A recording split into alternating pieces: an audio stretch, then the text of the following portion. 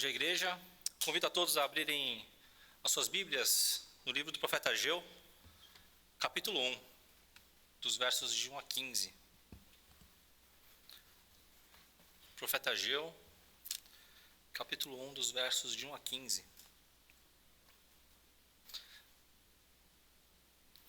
Acompanhe comigo na sua Bíblia. Diz assim a palavra de Deus. No segundo ano do reinado de Dario, no sexto mês do primeiro dia do mês, por meio do profeta Ageu, a palavra do Senhor veio a Zorobabel, filho de Salatiel, governador de Judá, e a Josué, filho de Zozadaque, o sumo sacerdote, dizendo: Assim diz o Senhor dos Exércitos: Esse povo diz, ainda não chegou o tempo em que a casa do Senhor deve ser reconstruída. Por isso, a palavra do Senhor veio por meio do profeta Ageu, dizendo: Acaso é tempo de vocês morarem em casas luxuosas, enquanto esse templo permanece em ruínas? Portanto, assim diz o Senhor dos Exércitos: Considerem o que tem acontecido com vocês. Vocês semearão muito e colherão pouco. Comem, mas isso não chega para matar a fome. Bebem, mas isso não dá para ficarem satisfeitos. Põem roupas, mas ninguém se aquece. E o recebe salário, recebe-o para colocar numa sacola furada.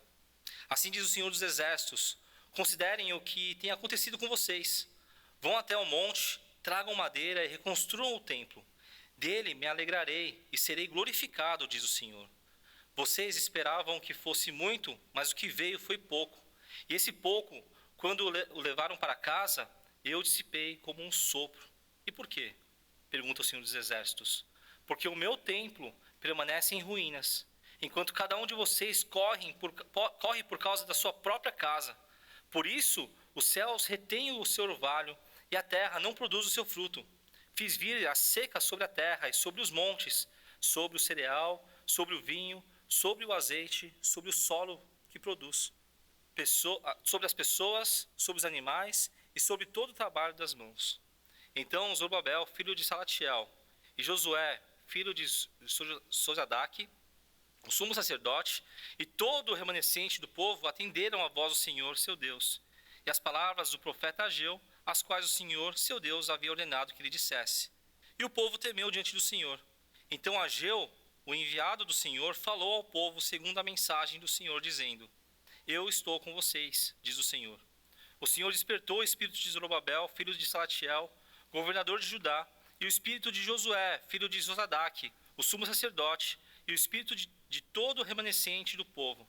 Eles vieram e começaram a trabalhar no templo do Senhor dos Exércitos, seu Deus. Era o 24º dia do sexto mês do segundo ano do reinado de Dario. Vamos fazer mais uma oração? Senhor Deus Pai, obrigado, Pai, pela Tua palavra, que é viva e fala até hoje aos nossos corações. Que o Senhor possa, através dela, Senhor Deus, nos direcionar para honrar e Te glorificar, Senhor Deus. Fica agora conosco e fala com cada um de nós, Pai. Essa é a nossa oração, em nome de Jesus Cristo. Amém. Há uma história muito conhecida de uma nadadora chamada Florence Chadwick. Ela é uma nadadora americana de águas abertas. E em 4 de julho de 1952, na sua travessia entre a Ilha Catarina e a costa da Califórnia, ela estava nadando dentro de uma neblina muito forte, muito intensa. Ela não conseguia ver a outra costa. Em determinado momento, ela pediu para sair da água. Depois, descobriram que ela estava a uma distância muito pequena da costa, mais ou menos uns 800 metros. Mais tarde, ela explicou que o problema não era apenas o frio, nem o esforço, mas o fato de não ter conseguido ou não conseguir enxergar para onde estava indo. A neblina tomou conta da sua visão. E quando a visão se perde, a coragem costuma enfraquecer junto. Uma das experiências mais comuns na vida é perceber que a vida não saiu como imaginávamos. Muitos começam cheios de sonhos, de planos, de expectativas, mas ao longo do caminho vêm as lutas, o desapontamento, a oposição, cansaço, vem o pecado. E sem perceber, deixamos de viver com um grande propósito, para viver apenas tentando sobreviver. Isso também acontece na vida espiritual. Muitas vezes sabemos o que Deus quer de nós.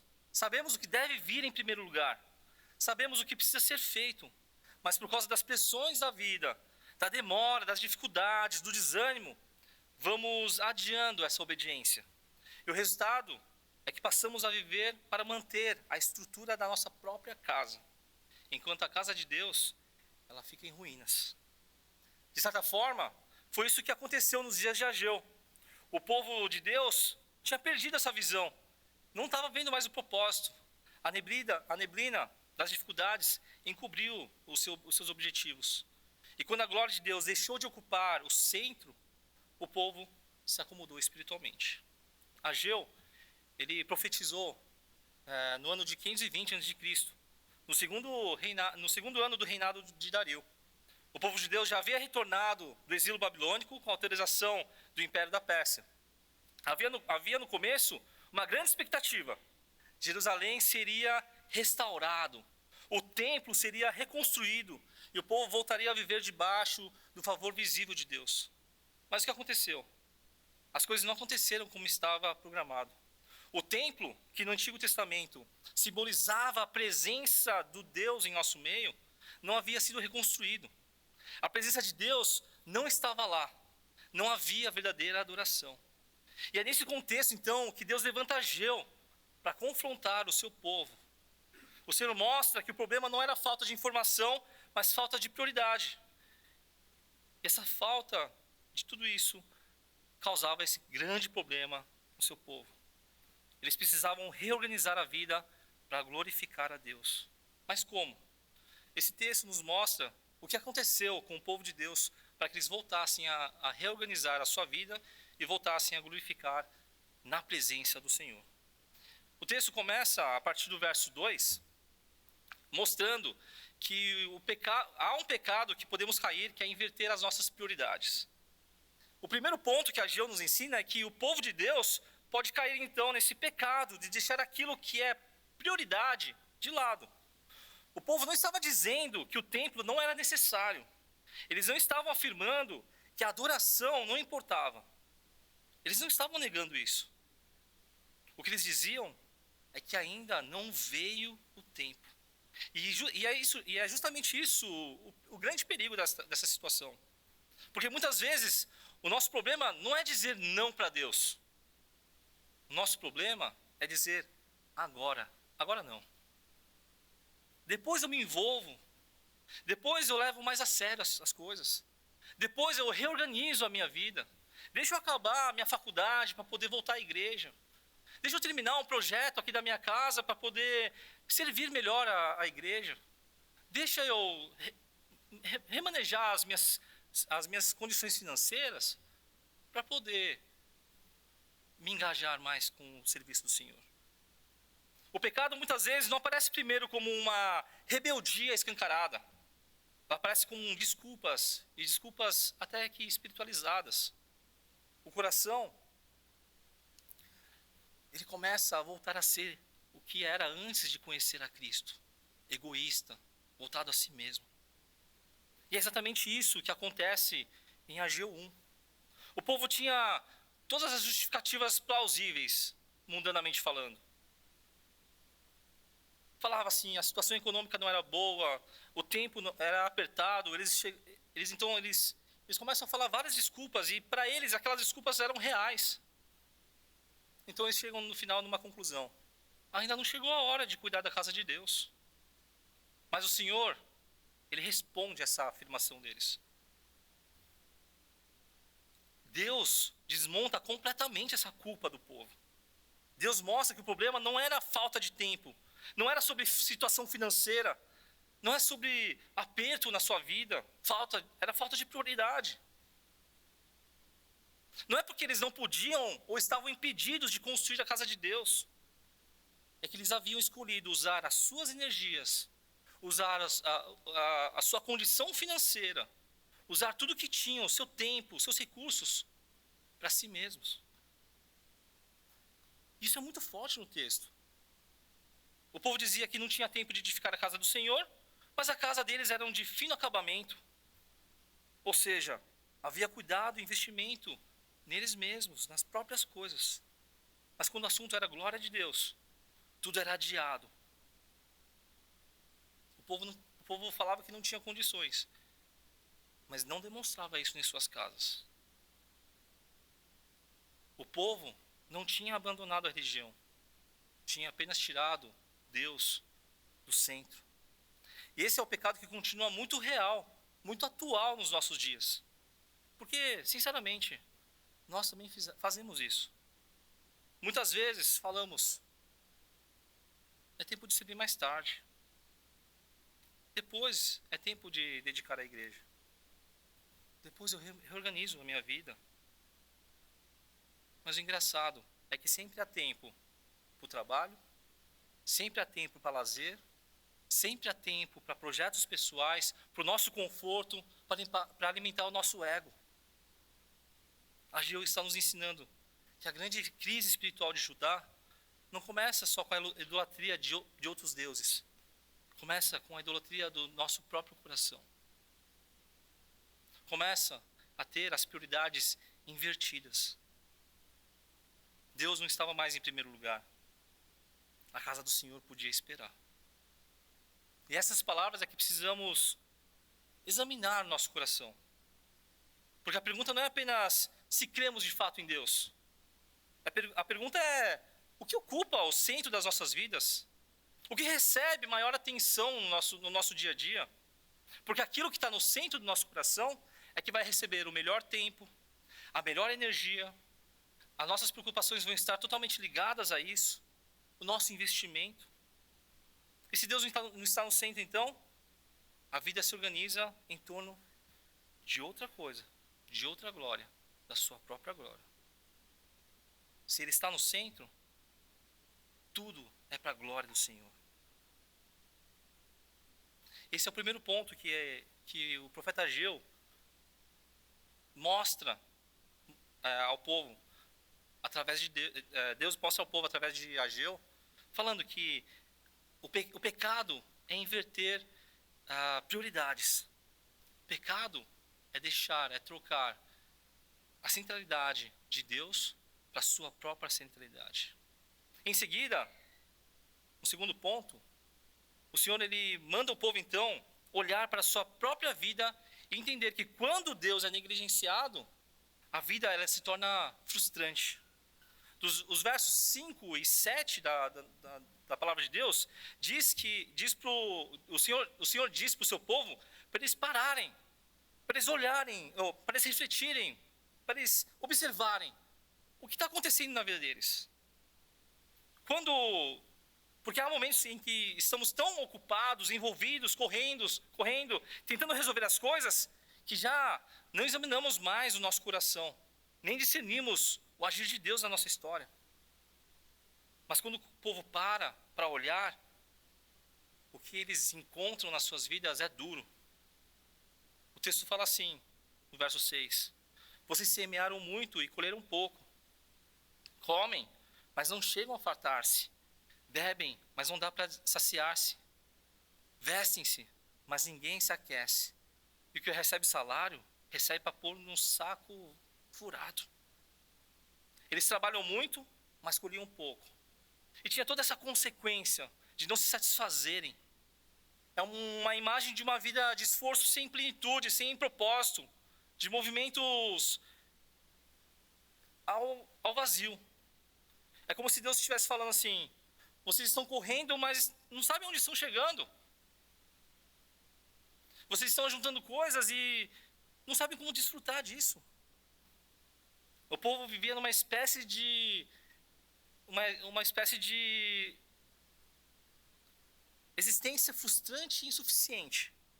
Como alguém que corresse muito, mas não saísse do lugar. Já viu aquele hamster que corre na rodinha? Fica sempre no mesmo lugar e não vai, sempre correndo muito forte e não chega a nenhum lugar. É como eu, na academia, correndo e não emagrecendo, não chegando a nenhum lugar. O pecado ali, na minha cara, mostrando assim, você está vivendo ao vento. É como se fosse isso. E aqui a gente precisa prestar atenção no texto, porque ela não diz que o povo não diz que o povo estava em crise. O texto mostra que havia uma causa espiritual por detrás de toda essa frustração. Ele fala que é porque a casa do Senhor continuava em ruínas, quando cada um deles estava correndo pela sua própria casa, como diz no verso 9. E aqui a palavra fica num tom sério. O Senhor ele não permite que o povo interprete o porquê que eles estão mal. O Senhor ele vem e fala, é por causa da minha casa. É porque a minha casa está em ruína. É porque eu não posso dessa forma estar na presença de vocês.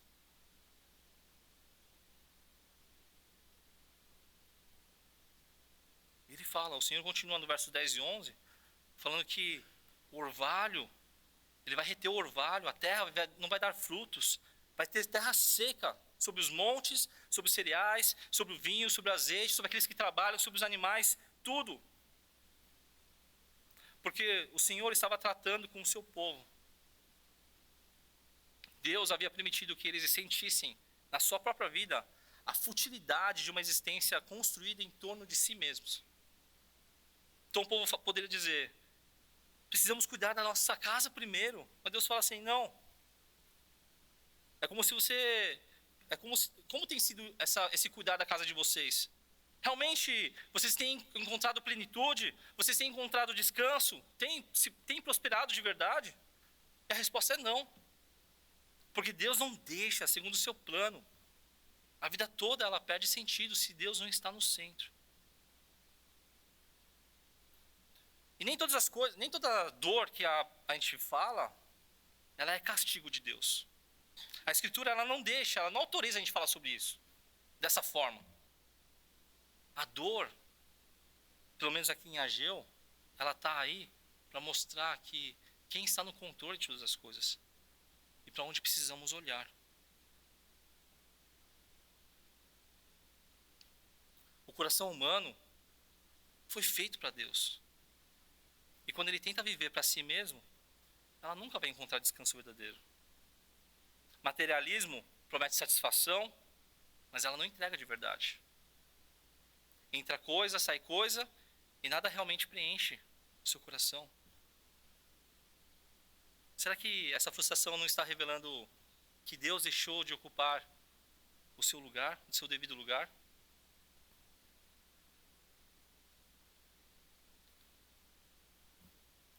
As frustrações que vêm de Deus é um ato de misericórdia a nós. Deus derruba as falsas seguranças para nos trazer de volta ao Senhor. Para olharmos e vermos aonde precisamos buscar esse consolo.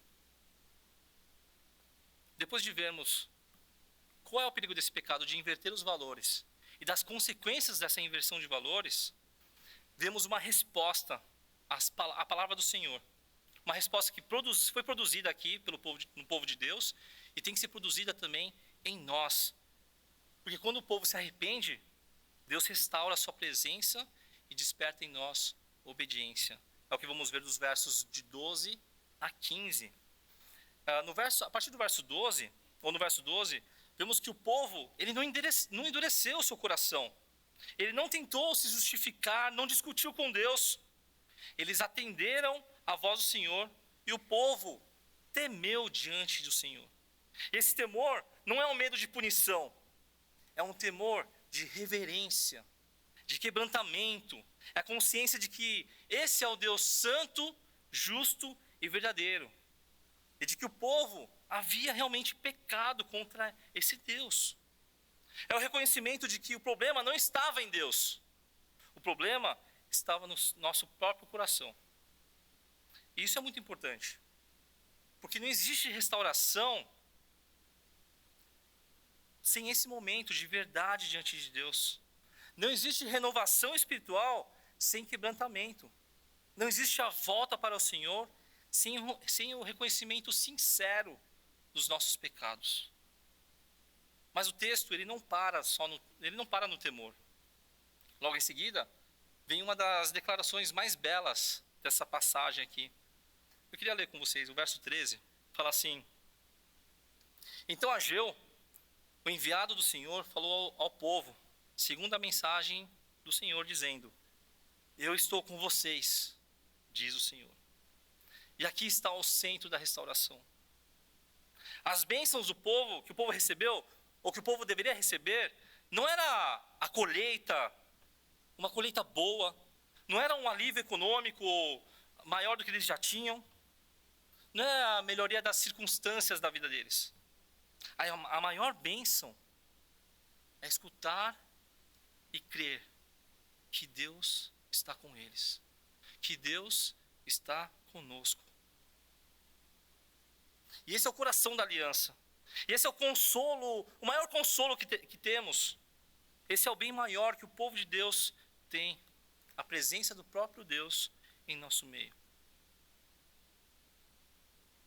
E isso é o Evangelho. Isso é o começo do Evangelho sendo falado para o povo dele. Porque o Senhor não confronta o seu povo para destruir. Ele confronta para trazer o seu povo de volta. Ele expõe o pecado para restaurar a comunhão com Ele. Ele disciplina, Ele nos disciplina para poder nos curar. Nosso Deus não é aquele Deus tirano, irritado, esperando um momento de rejeitar o seu povo, de punir o seu povo. Ele é um Deus santo, misericordioso, que chama os seus filhos ao arrependimento, para então depois falar: eu estou com vocês. E essa restauração, ela não fica só no plano da conversa. Ela produz uma ação concreta. O Senhor desperta o espírito em Zorobabel, desperta o espírito em Josué, e em todos aqueles que estavam lá, o povo de Deus. E o que eles fazem? Eles vão lá e começam a reconstruir então o templo do Senhor, para que o Senhor possa habitar naquele lugar novamente e o Senhor possa estar no meio do seu povo. O povo ouviu, temeu, recebeu a promessa da presença de Deus, então voltou ao trabalho. Mas tem um pequeno detalhe: quem despertou tudo isso no coração deles foi o próprio Deus. Ou seja, a obediência deles foi sim real, mas a origem última dessa renovação, dessa graça, é de Deus. O mesmo Deus que chama é o Deus que desperta. O mesmo Deus que confronta é o Deus que nos move. Aquele que ordena é o que capacita. Isso é humilhante e consolador ao mesmo tempo. Ele nos humilha porque não podemos fazer nada diante disso. A restauração não começou em nós. Nos consola porque a mudança, de fato, também não acontece por causa da gente. Começa por Deus em nós. O Senhor desperta o Espírito em cada um de nós. Por isso, pessoal, Ageu 1 nos mostra que quando a casa de Deus deixa de ser prioridade, o coração sempre arruma desculpas. Quando Deus não ocupa mais o lugar primordial na nossa vida, a vida ela se torna frustrante. Mas quando o povo se arrepende, o Senhor restaura a sua presença e desperta em nós obediência. E é justamente aqui que a promessa ela alcança a plenitude em Cristo. Quando Deus diz: eu estou com vocês, essas palavras encontram seu cumprimento, um cumprimento perfeito em Jesus, o verdadeiro Emanuel, o Deus conosco. Nele, Deus veio habitar no meio do seu povo. E unidos com Cristo, somos hoje edificados como casa espiritual, como santuário santo do Senhor. Ela chega em nós, através de Cristo, porque Jesus é o verdadeiro templo de Deus, a presença perfeita de Deus em nosso meio. Aquilo que o templo significava nos dias de Ageu, encontramos aqui o cumprimento em Cristo. O templo apontava para algo maior. Esse algo maior era Jesus. E unidos a Ele, sua igreja está edificada como casa espiritual. Mais do que isso, onde Israel falhou, Cristo foi perfeito. Onde o povo negligenciou a casa do Senhor, Jesus teve zelo por ela.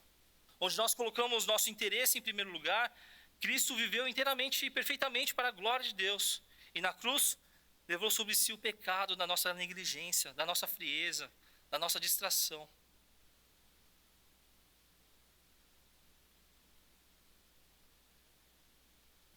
Toda a nossa culpa